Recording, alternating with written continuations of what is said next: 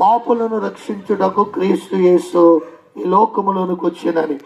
ఇలా ఎవరు ఈ పాపులంటే తల్లి గర్భమున పుట్టిన ప్రతి ఒక్కరి మీద కూడా పాపము ఉంటుంది గనుక, పాపం ఉన్నప్పుడు మనిషికి నెమ్మది ఉండదు, సంతోషం ఉండదు. అలాగనే మనిషి పాపములు చనిపోయినప్పుడు దేవుని దగ్గరికి మనిషి వెళ్ళలేడు. ఎందుకనగా దేవుడు పరిశుద్ధుడు గనుక మరి మనుషులు కూడా పరిశుద్ధులుగానే ఉండాలని దేవుడు కోరుకుంటూ ఉన్నాడు. పరిశుద్ధులుగానే దేవుడు మనుషులను కలుగు చేశాడు. మనిషి జీవిస్తున్న క్రమములో పాపములో పడిపోయి దేవుని మాటను ఆజ్ఞాతిక్రమించి పాపమును మానవుని మెరుగు తెచ్చుకున్నాడు.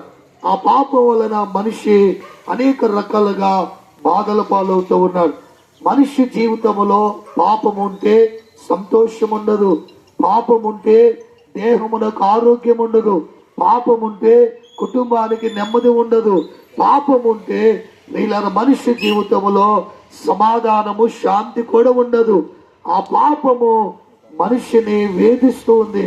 పాపము నుండి విడిపించడానికి మరి ప్రభువుని యేసుక్రీస్తు వారు ఈ లోకానికి వచ్చి కలువరి శిలువ మీద ఆయన ప్రాణం పెట్టి రక్తాన్ని కాచారు. వాక్యము సెలవిస్తూ ఉంది, యేసు రక్తము ప్రతి పాపము నుండి మనుషుల్ని పవిత్రులుగా చేస్తూ ఉందని. గనుక మా ప్రియులైన మీరందరూ కూడా యేసుక్రీస్తునందు విశ్వాసం ఉంచాలని ఈ మాటలు తెలియచేస్తూ ఉన్నాం.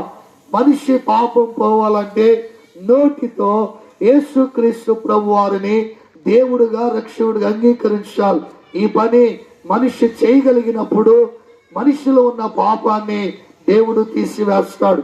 గనుక మా ప్రియులైన మీరు కూడా ప్రభు అయిన యేసుక్రీస్తునందు విశ్వాసముంచి ఆ విశ్వాసము ద్వారా మీరు రక్షించబడాలని, పాపం వల్ల వచ్చే జీతము మరణం, అలాగే నరకమని కూడా తెలియచేస్తోంది. పాపములనే మనిషి చనిపోతే దేవుని రాజ్యములోనికి వెళ్ళలేడు. దేవుని రాజ్యం ఏమనగా అదే మనం కోరుకుంటూ ఉన్నాం, మోక్ష రాజ్యము, ముక్తి రాజ్యం అని తెలియచేస్తూ ఉన్నాం.